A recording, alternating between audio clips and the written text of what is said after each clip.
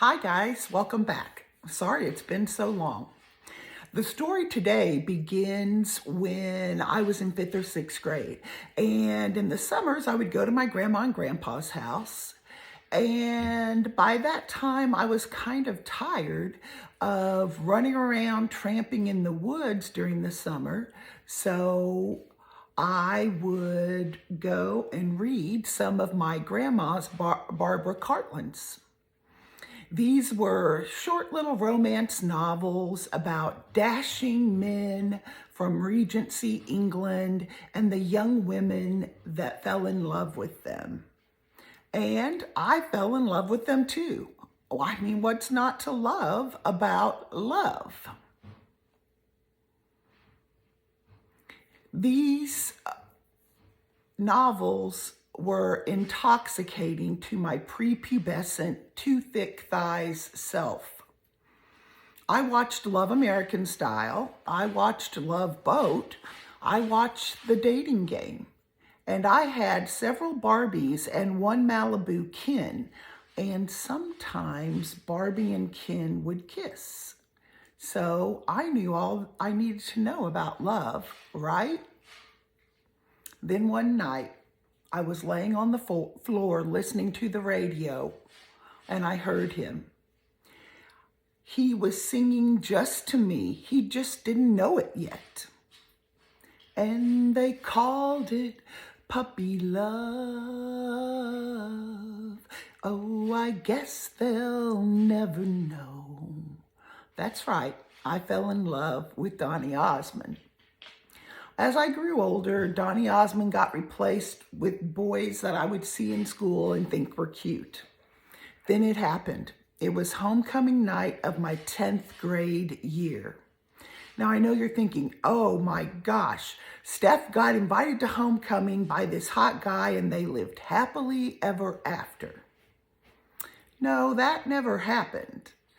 Instead, me and some of my other friends that didn't get invited to homecoming either went to the movies. Like going to the movies was going to somehow heal our broken hearts or cure our hurt feelings. I mean, everybody in school knew I was the girl that didn't get asked to homecoming. I might as well have been wearing a graphic tee that said, "No one will ever love me!" exclamation point. That thought consumed me until that film started to roll. There he was on that giant screen, larger than life. His tousled hair, bedroom eyes, and those biceps, they were bulging right off the screen. To say it was love is like calling an ocean a pond. I started a love affair that day that continues on in the back of my mind even still. I was introduced to Rocky Balboa, aka Sylvester Stallone. But real life must go on. I dated one guy that I thought I was going to marry, but I was the only one thinking that. And thank God for it, dodged a bullet there. Then my friends led me to the Lord.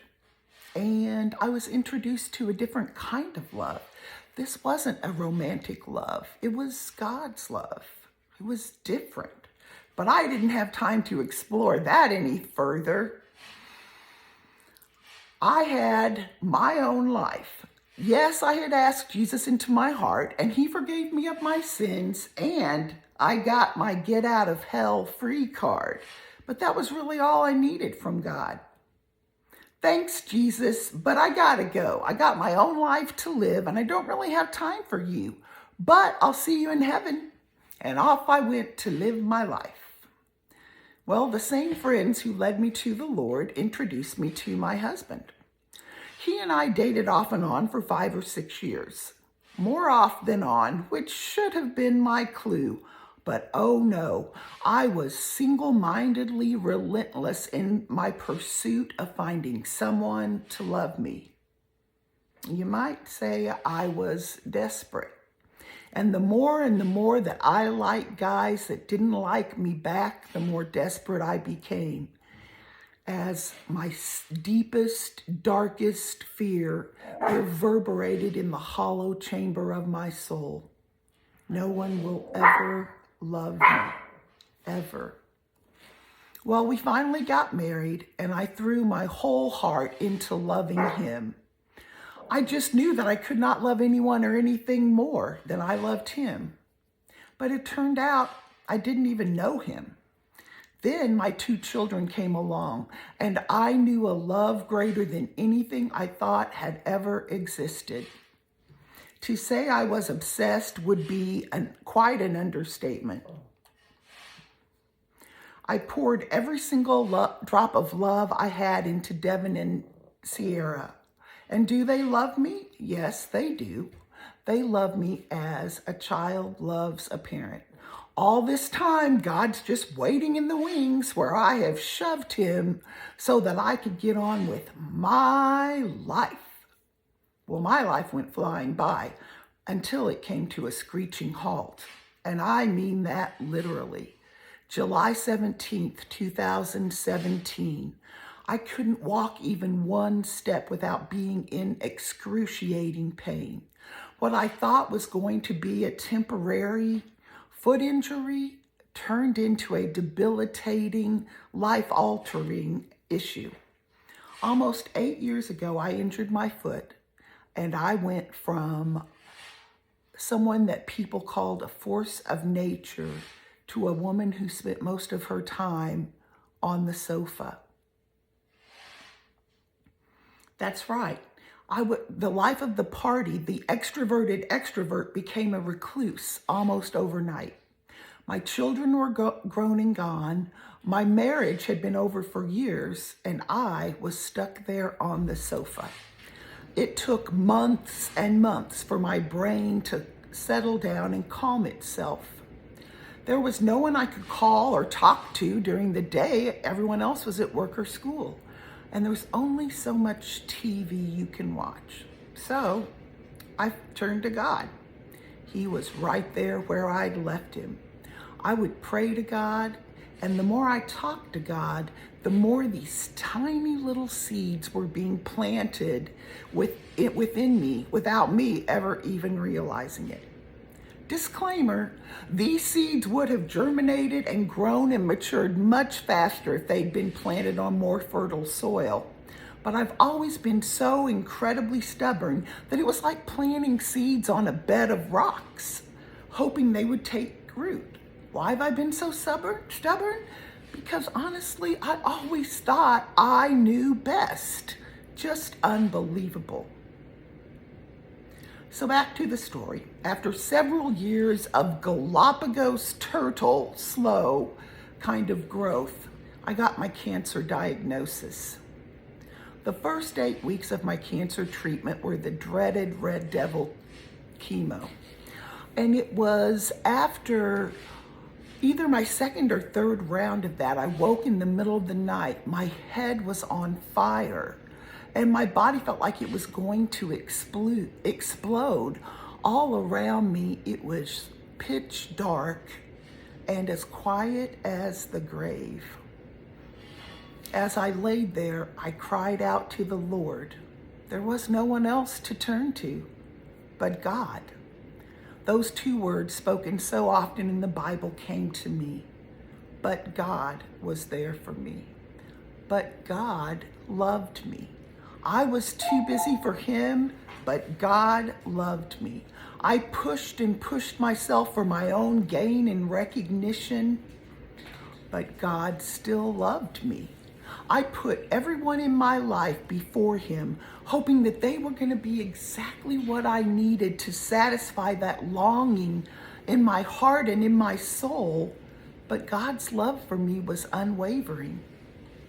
This story I'm telling you isn't new, and it most definitely isn't unique or specific to me. From the dawn of creation, I mean from Genesis 1:1, God has loved us. From Adam and Eve to Noah to Jesus' crucifixion, God has loved us. And everything he's done from creation from the beginning of creation, has been in pursuit of a relationship with us. That's it. Turns out the good news that each and every one of us craves, whether we realize it or not, is God is what we're longing for. And God is what we need more than anything else in this world, whether we realize it or not. God loves us no matter how many times we mess up, no matter how many times we're selfish or we're mean or we're prideful. But God still loves us. And God is the love of my life. The greatest love story of my life is actually His story. No surprise there. That place within me that I tried to fill with everything from alcohol to guys to my children, it's finally full. And it's full to overflowing. It's full of God's love.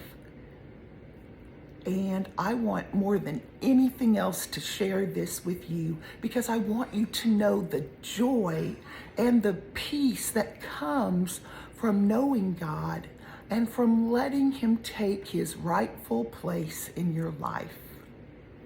So as we come off of a week full of love and chocolates and gotta go to Jared commercials, I leave you with 3 words. God is love. And no amount of Barbara Cartland's is ever going to teach you that. Bye, guys. See you next time.